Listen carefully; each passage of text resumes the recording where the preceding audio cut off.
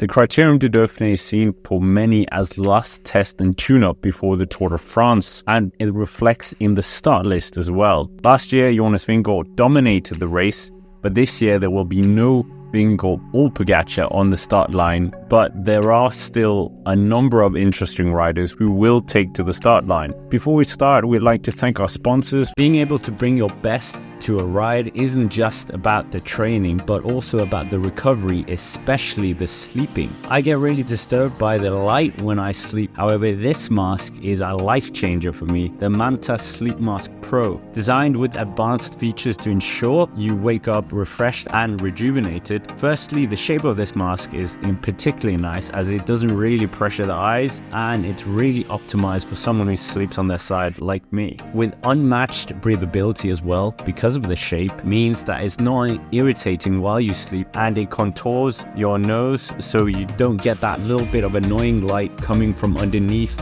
for a true 100% blackout for a perfect night's sleep compared to some other sleeping mask that you might use. Feel and see the difference in your sleep like I did, and head to the link down below or use the Cycling Dane in the checkout to get a 10% discount. But anyways, with that, back to the video. First on our list is the pride of Ineos Grenadiers at the moment, and that is Carlos Rodriguez, who has had a mixed 2024, as in the beginning of the year his form was not really there at Au Grand Camino or in Paris-Nice. However, he has bounced back, and he did so at the Tour of the Basque Country first, where he was able to win the final stage and also jump up on the step of the final podium, finishing second. He continued this great form into the Tour de Romandie, where he had a strong performance on the time trials on stage 3 and moved up into 4th place in GC before he finished 3rd on the next stage, and ultimately that meant he had enough time to take over the leader's jersey in the general classification, and he went on to win the overall race with no real trouble on the final stage.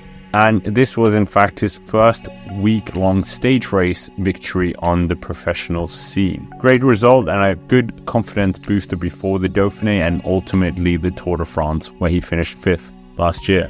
Rodriguez will be supported by yet another strong Ineos Grenadiers team, and this will definitely be not just a test for him, but also a test for the team as well, how they will stack up against some of the bigger teams on this list. Next on the list could be two Visma bike riders, either Matteo Jorgensen or Sepp Kuss, to be the leaders. Sepp Kuss doesn't have the best record in a one-week setting, so we're going to go for Matteo Jorgensen, who has been one of the front runners this season. The rider who rode for Movistar last year has had an explosive start to the year in terms of the World Tour. Jorgensen was visible at the cobblestone opening Belgian weekend, but really hit the mark in Paris-Nice, showing some form already on stage 1, beating out Remco and Roglic for an intermediate bonus sprint, before later in the race moving up into 2nd place after some strong performances, and on the final stage getting in the right move, and despite not winning the stage, sensationally winning the overall, something Jonas Vingegaard failed to do the year before,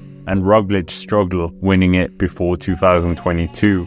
And this was his first World Tour stage race as well in his career. Jorgensen was strong in the E3 as well, finishing 5th overall, and in the chaotic Dwars-door-Vlaanderen he won the race, which illustrated his vast versatility as a rider. And at the Tour of Flanders he was the only one able to almost match Remco Evenepoel, but ultimately fading. However, it was a flash of what we might expect to see from the American, and certainly an exciting future for him and the team. Can both Sepp Kuss and Matteo Jorgensen get along to maybe get the best result for the team? We'll wait and see, but Matteo Jorgensen could be their best card in this week-long setting. Next on the list is Juan Ayuso, who should be the strongest card for UAE Team Emirates this year. Ayuso has had a strong year so far, beginning with a win at the Fort Ardèche Classic early on this year, then going to the Treno Adriatico, where he finished 2nd in the mountains to Jonas Vingegaard and ultimately finished 2nd on the podium. Not a bad result. And at the chaotic Tour of the Basque Country, Ayuso was able to stay out of that crash and managed to climb up to 2nd place courtesy of that incident.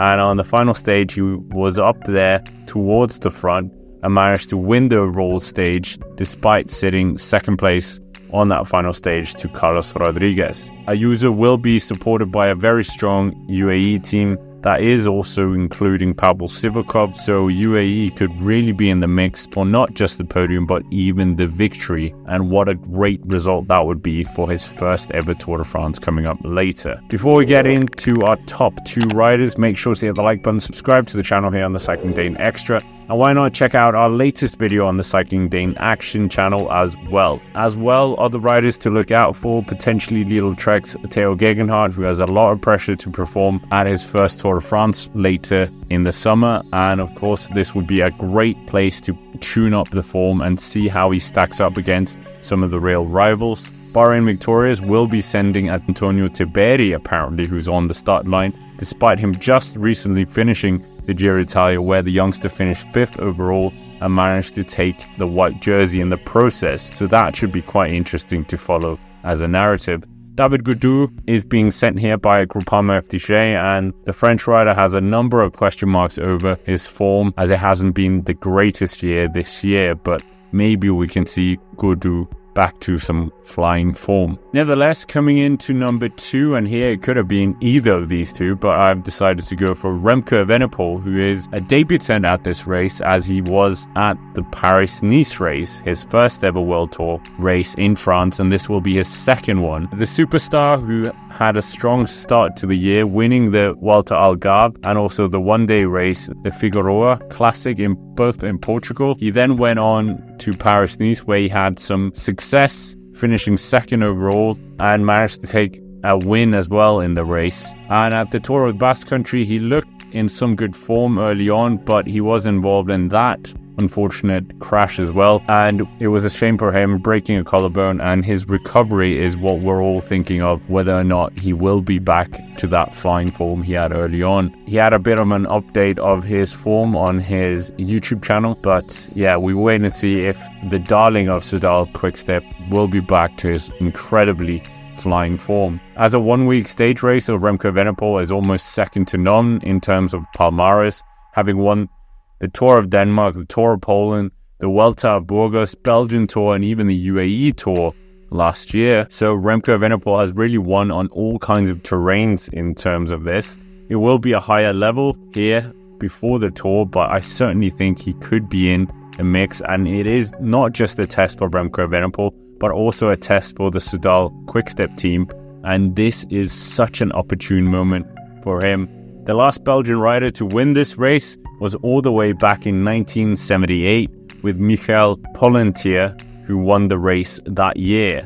So the question is, can Remco Evenepoel be the Belgian rider to end that long drought? Who knows? Only time will tell. Now coming into number 1 on the list, and it's no surprise that it is Primoz Roglic, who is supported by Bora Hansgrohe, who will soon become Red Bull Bora Hansgrohe, but will they be able to give him wings in the Dauphiné? That is the big question. Roglic will make his return after that Tour of the Basque Country crash. Roglic did have a disappointing Paris-Nice, but bounced back at the Tour of Basque Country in the beginning, winning the opening time trial, and unfortunately he was caught up in that crash and had to leave the race early, but his injuries were certainly not as severe as those of Jonas Vingegaard. Roglic's main goal and reason for moving to Bora Hansgrohe was to completely focus on the Tour de France with a team that was dedicated to him as well, and this race will be an important building block in his form and the experience with the team as well in a race scenario. Roglic had a bad edition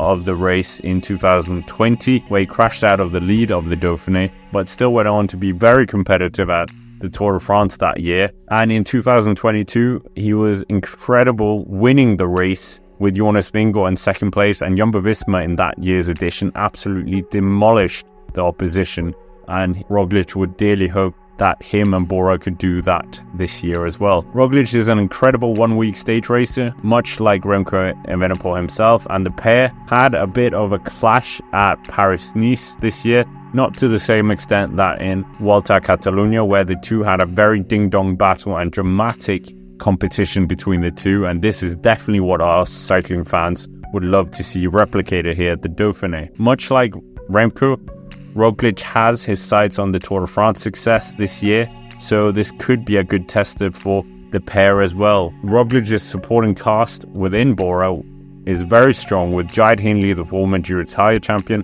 Vlasov, a former top 5 finisher at the Tour de France, and Bob Jungels, all good riders for the mountain. So Bora could potentially be really dominating the mountain as a team. And they also have some riders for the flats for potential crosswinds if that does happen. So all the ingredients are there for another Roglic triumph at the Dauphiné potentially. Him and Bora have their sights set, and this could maybe be a good victory from them. But anyways, with that, that's basically it for this video. Make sure to hit the like button, subscribe to the channel, and why not check out our partners of Matter Sleep as well in the description down below.